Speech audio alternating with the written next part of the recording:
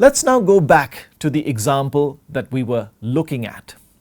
Our friend is also good at critiquing this code, and they can see in this AI-generated suggestion that this function returns a string if the temperature is below absolute zero. But then they can also see that this function returns a float. This seems very curious, a function that sometimes returns a string and sometimes returns a float. And by the way, it returns a float only if this given argument is actually an int or a float. It's only then that this calculation will compute a float. So it's helpful for us to give types for both our parameters and our function's return value. And the way we do that in Python is like this. We say Celsius colon and then the type. So we read this as Celsius is of the type float. And this function returns an object of the type float. So this is the return type. This syntax is called type hinting in Python. Remember, in Python, everything is dynamically typed. So the language itself will not actually check to see if the argument being passed actually is a float.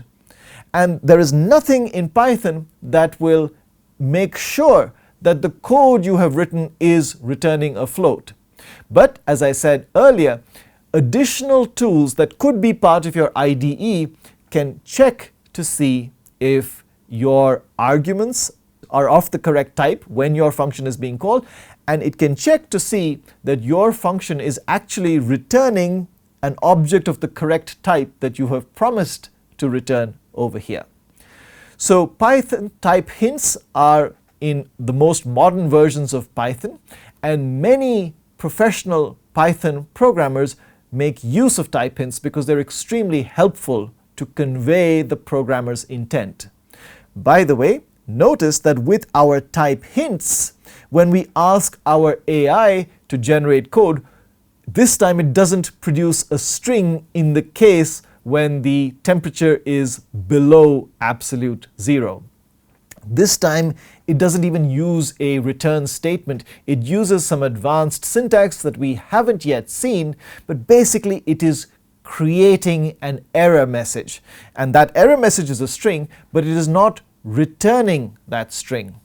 If we were to accept this function, and if we were to call this function, let us say in the REPL, we would get one of those red error messages that we have seen previously. And that error message would be of type value error, and it would give us this error message.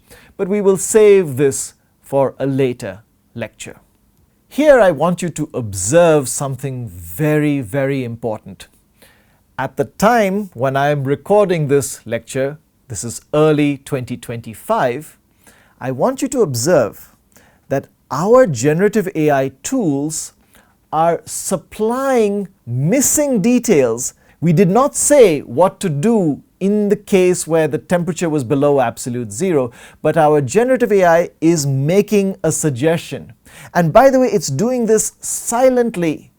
It never even flags to us somewhere that this is an assumption that our AI has made. Now, this suggestion or assumption is perhaps a good one here. And many times you will see the AI making helpful suggestions. But please remember that these suggestions are not always helpful or correct for what we are trying to do. Please pay attention to what your AI is suggesting. It might help you realize that in this case your docstring is deficient, so we should fix the docstring, but it may not always be helpful.